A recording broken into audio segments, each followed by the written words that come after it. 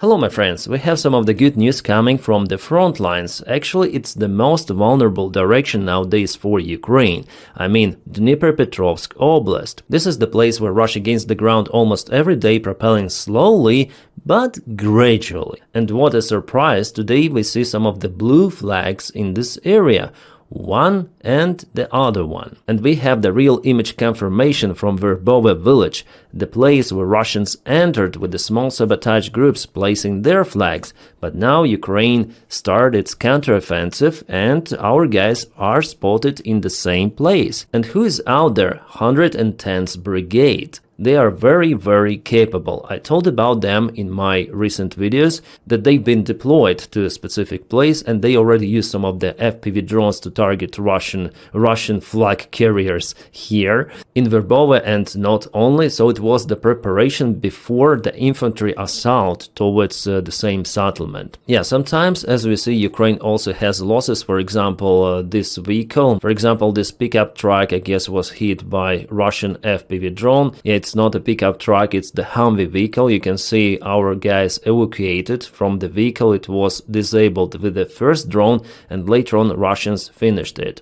Yeah, sadly, but sometimes Ukraine also has losses. But luckily in this particular case no one was hurt from infantry forces. In many of the occasions Ukraine is using even standard vehicles, cars, trucks and vans. And thank you guys for helping collecting the funds for those vehicles, which were delivered recently with the help of Your Finnish Friends Foundation to our guys on the front lines. I will not specify a particular regiment, but this regiment is one of the most capable forces Ukrainian army has. The name starts with letter A. Yeah, totally per one stream we were capable to collect funds for 4 of the vehicles. Yes, they are not fancy pickup trucks, no, but they are working horse type of the vehicles. They will do their job. And one more shout out to Nordic Perspective channel, Ima Nia herself. She helps to collect those funds. Plus she is serving in Ukrainian army. I'll put the link for her channel again in the video description just below. Now let's go back to the front lines. There is one more blue flag out there. Let's check out what is there, because it's the first time I'm checking this one. Our guys are there with the flag. It is not 110th Brigade for sure. They have different logo.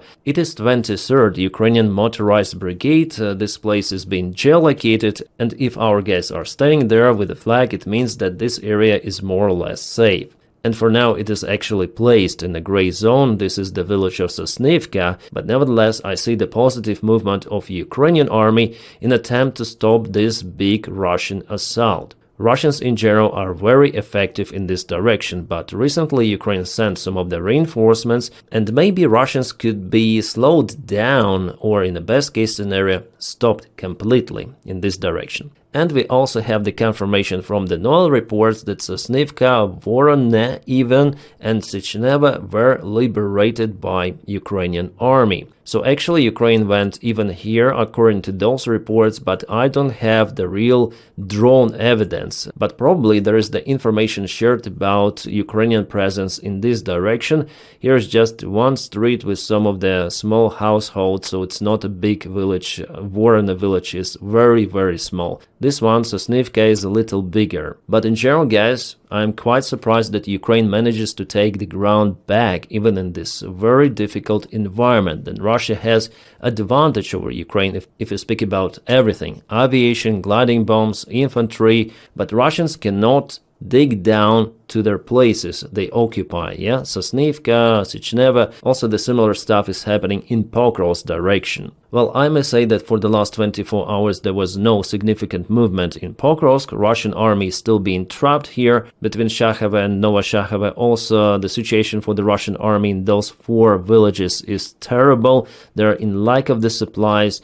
And I expect the same outcome for them as here in the coming even days. Maybe I'm too much optimistic, but I read some of the Russian military bloggers, analytics, and they're just screaming about their disastrous situation in Pokrovsk-Dobropilya. So after all, I don't think it was a good idea for Russians to even start this offensive maneuver towards Zoloty Kolodets. And the Pokrovsk town is still over here. It's been controlled by Ukrainian army for a very long time. And I was kind of pessimistic, telling the last autumn, I guess it was November. I thought that probably in December or January Russians will manage to occupy Pokrovsk. And let's go to November, yeah, 2024, for example, this day. So I was telling here that probably this winter Russians could occupy Pokrovsk. Well, definitely they propelled forward, they increased those kind of the bridgeheads around, but still Pokrovsk, Mirnograd are under Ukrainian control. I didn't expect that Russians may bog down around those settlements for such extensive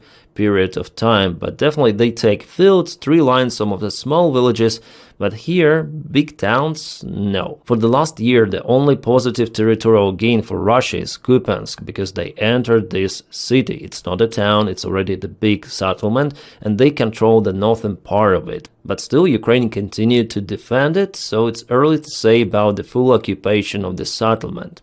And if we go to Toretsk, you can see that the part of the town is still in a gray area, which is absolute craziness of how Ukraine may defend Toretsk for such extensive period of time, and still Russia fails to propel towards Konstantinovka for many months, and they are unable to occupy even Chasiv Yar fully, because there are some of the districts, as you may see, which are in the gray area. Russian army is again not very capable for its size, because Russian command is in lack of competence, absolutely. The Russian military system is not working well at all. I guess if Ukraine had those kind of the resources as Russia, the fights would be happening in Moscow. Alright, Sumy Oblast Noel report says that the fights are ongoing now in Alexeyevka. So just right now there are fights ongoing, very heavy fights. Russia tries to send some of the reinforcements, but Ukraine also has backup. We'll see how it goes in a couple of days. But Ukraine has pretty much good chances to push Russians towards Vladimirivka and Novomykolaivka, because before Russians were forced to leave the part of this village. And yes, we have the latest update from the deep state military map from this place. This is the screenshot from their Telegram group. Let's go to the map itself. Where is it? Come on, deep state. Maybe they don't have it for the English version. Let's go to Ukrainian one. Yeah, it is glitching. What is happening? Okay, well, finally on Telegram, this is their Telegram group. Okay, they confirmed that Sosnivka and nearby territories were cleared by Ukrainian defenders. So, yeah. So soon they're gonna update it on their main source, deep state military map. Yeah.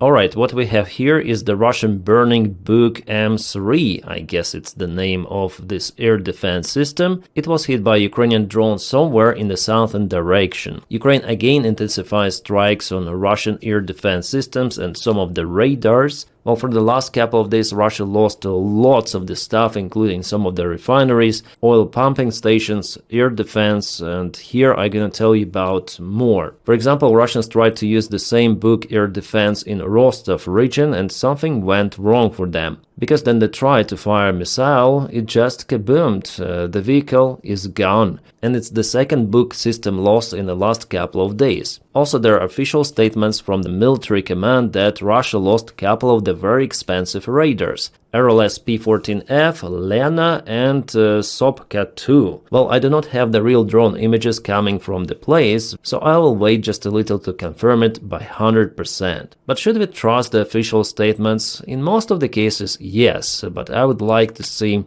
more evidence, let's say. Again, some of the Russian refineries are smoking.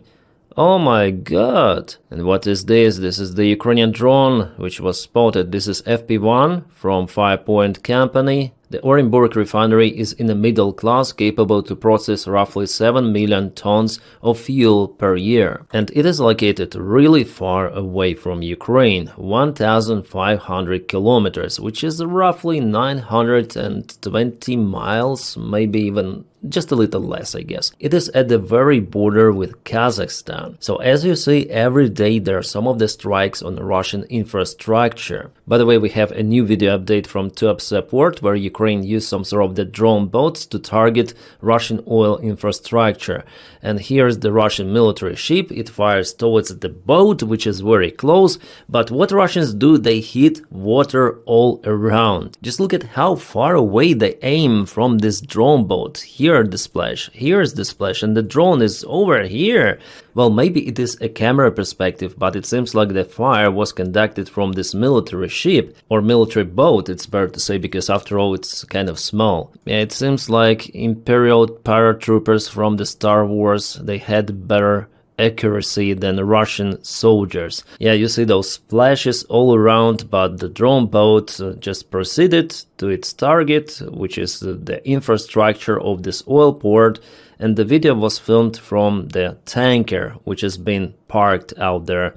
And yeah, later on there was the kaboom, which damaged the port infrastructure and pipelines. Yeah, you know, from the far perspective, I wasn't sure about accuracy and how far this boat was from the ship, but it was really close. And what the hell is happening with the Russian precision fire? It's not precise at all. Daytime, perfect weather, visibility million by million kilometers, and still Russians missed the drone. One drone, a single freaking boat. Well, it shows that if Ukraine really wants to kaboom the Kerch Bridge, I think it may do it. I would say for now it's more like political question than the actual capabilities of Ukrainian army. Ukraine has those capabilities, especially with the long-range tools, drone boats, drone submarines, and so on. But Russians also launched their drone strikes on Ukrainian infrastructure. For example, Ukrainian Naftogaz group reported about the biggest strike on their facilities, which happened the last day in Poltava hub. Well, luckily Ukraine has Western partners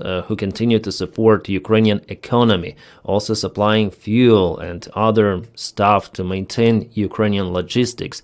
But at the same time, Russia intensified the strikes, especially during this cold weather period already. Winter is coming very, very soon, and Russians already created several of the blackouts, including nuclear power stations. Oh my god, 6 million rubles for a Russian soldier, for a single Russian soldier who would sign the contract with the Russian army. $73,000 just for a signature. This is, I guess, Voronezh Oblast. Yeah, obviously Russian volunteers are going to join the Russian army. Still, they have those, because Russians, they live in poverty. For them, 6 million rubles, it's like from alternate reality. So they risk with it. They join the Russian army. Still, yeah, there are less volunteers than before, than the previous year.